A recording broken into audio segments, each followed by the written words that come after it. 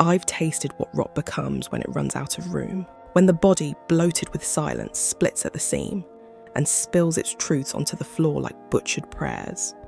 It's not metaphor, it's meat. It's the sour reek of forgetting that clings to the throat long after you've swallowed every lie that kept you standing. I've walked through myself with a lantern of bone, lit by the last flicker of something too stubborn to die.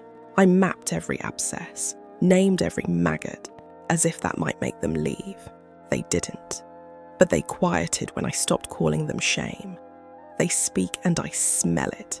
The fetid breath of something long dead still pretending to feel. Like raw flesh wrapped in silk.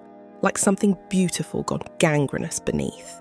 Their words come slow, soft and sloughing, like skin slipping from muscle in the heat of rot. Their laughter carries it. Not joy, but the echo of something long buried refusing to stay down. It sounds like maggots crawling over bone, a wet, clicking rhythm that used to be a heartbeat, as if their chest remembers what it once held, but no longer holds. There are no bruises, just the green-black sheen of flesh fermenting within.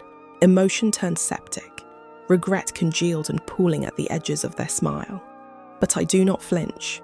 I know the scent of collapse held together by habit. I've worn it. I've lived inside it.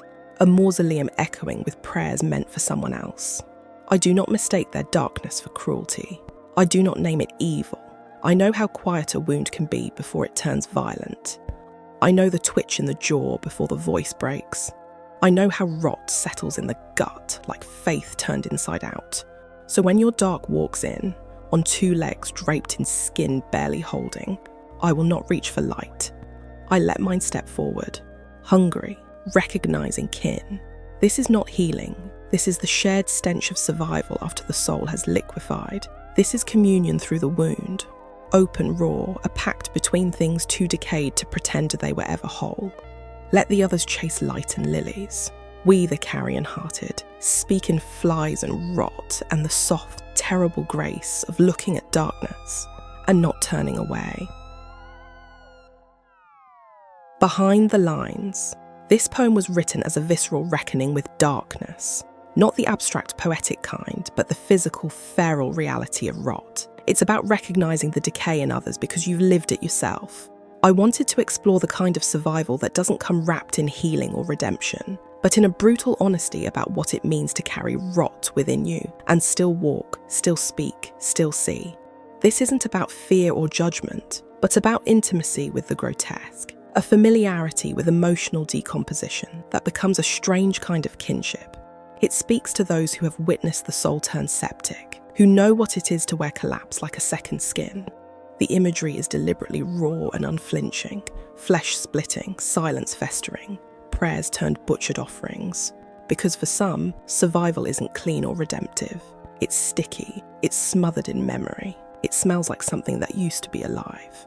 Yet, at its heart, the poem is about recognition. It doesn't call darkness evil or those who carry it cruel.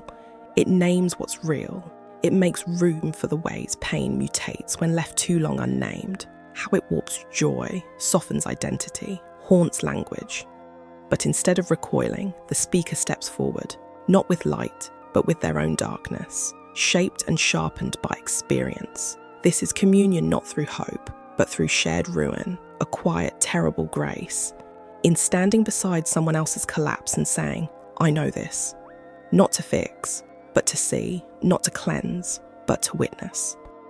It's a poem for those who aren't afraid to look, to smell, to feel what's festering and still choose to remain, to speak in the language of flies and broken things, and understand that even in decay, there is still something sacred, something honest, something alive.